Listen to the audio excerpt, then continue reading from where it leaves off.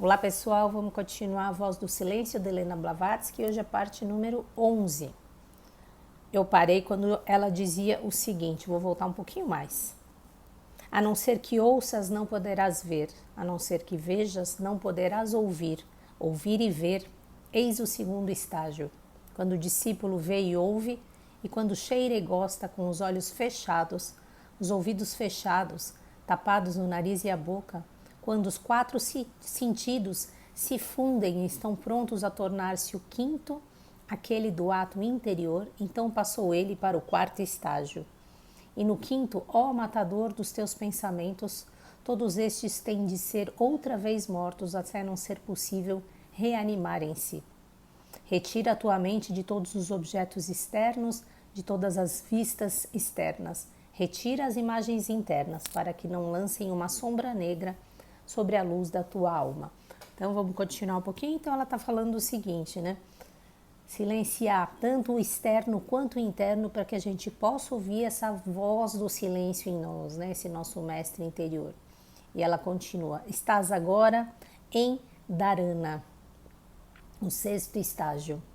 Quando tiveres passado para o sétimo, ó bem-aventurado, não mais verás os três sagrados, porque te terás tu próprio tornado estes três, tu próprio e a mente como gêmeos sobre uma linha, a estrela que é teu guia brilha por cima nas alturas. Os três que moram na glória e na felicidade inefáveis, agora perderam os seus nomes no mundo de Maia, da ilusão.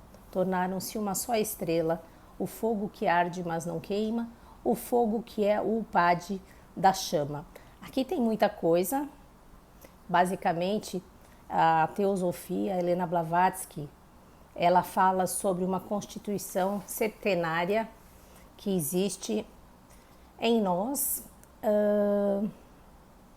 e esse triplo, talvez, que ela esteja falando aqui, é esse triplo sagrado que é acima do 4, quando a gente já passou pelos 4 sentidos que ela está dizendo aqui, que eles se fundem, a gente entra no quinto sentido, que não é o éter, ela é a quinta essência, que é o que a gente precisa conquistar nessa vida enquanto seres humanos.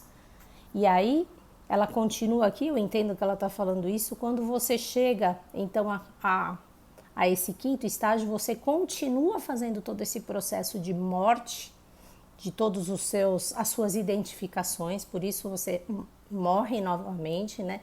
Você retira todas essas imagens e aí você vai conseguir atingir o triplo logos. O triplo logos está muito ligado em todas as tradições, né? A ideia do Deus, né? Então é o Pai, o Filho, o Espírito Santo, a Trindade. Em outras religiões é Shiva, Vishnu, enfim, em todas as tradições praticamente existe essa questão do triplo logos. E o que ela diz aqui, quando você, eu imagino que ela esteja falando disso, claro, quando você consegue conquistar esse triplo sagrado, que é o 4 mais 3, você conquista então essa unidade que está em você, não existe mais o triplo, vamos dizer assim, separado de você. Você se torna esse fogo que arde, mas não queima, né? Essa estrela guia, né, que no Natal está em cima da árvore, né? Tu próprio e a mente como gêmeos sobre uma estrela, a estrela que é o teu guia por cima nas alturas. Tem muita coisa que tem que estudar teosofia, enfim, para entender cada vez melhor isso daqui, né? Inclusive o significado do triplo, como triângulo, formas geométricas, tem muita coisa. Vou continuar. E isso, ó yogi do sucesso, é aquilo que os homens chamam de dhyana, o verdadeiro precursor do samadhi. Lembrando que ela está usando aqui muitas palavras do budismo Mahayana, onde ela estudou, né? Então, dhyana, por exemplo, vou ler aqui para vocês, é o último estágio antes do final nesta terra, a não ser que nos tornemos plenos Mahatmas, né? O grande mestre, vamos dizer assim. Como já se disse, neste estado, o Raja Yoga é ainda espiritualmente consciente da sua personalidade e da operação dos seus princípios superiores. Mais um passo estará no plano para além do sétimo, o quarto, segundo certas escolas.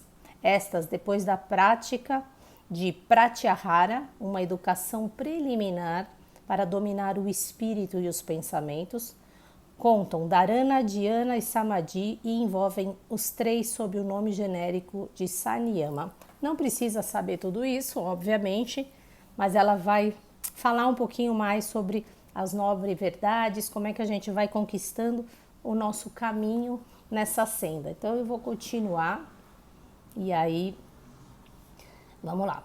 E agora, vou voltar aqui só essa frase. E isto ao yoga de sucesso é aquilo que os homens chamam de dhyana,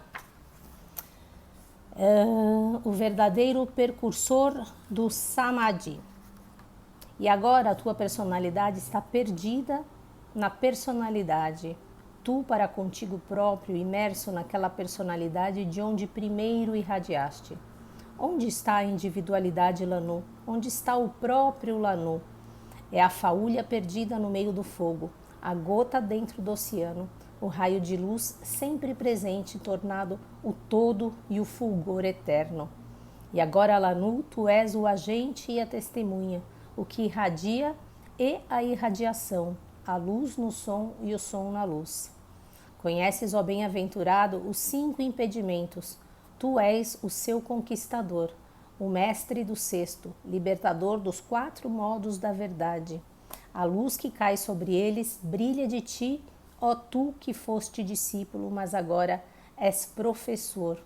E destes modos da verdade, não atravessaste tu o conhecimento de toda a dor, primeira verdade? Então aqui ela está começando a se referir aos 4 modos da verdade, desculpa, do budismo, né? Ku, sofrimento ou miséria. Tu, a reunião das tentações. Mu, a destruição delas, das tentações. E Tao, o caminho.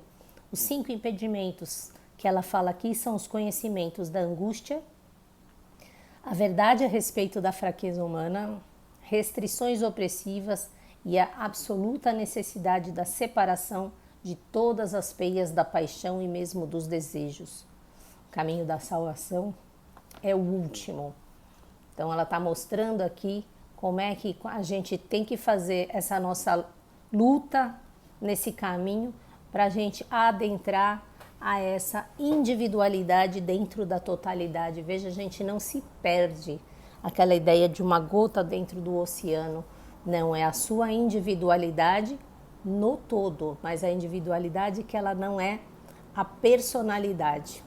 Por isso que a gente precisa entrar antes de fazer esse caminho aqui, que ela vai dizendo, na pureza do coração, para poder adentrar esse caminho. Primeiro limpar tudo, não carregar nenhuma lama nessa senda, nessa escada.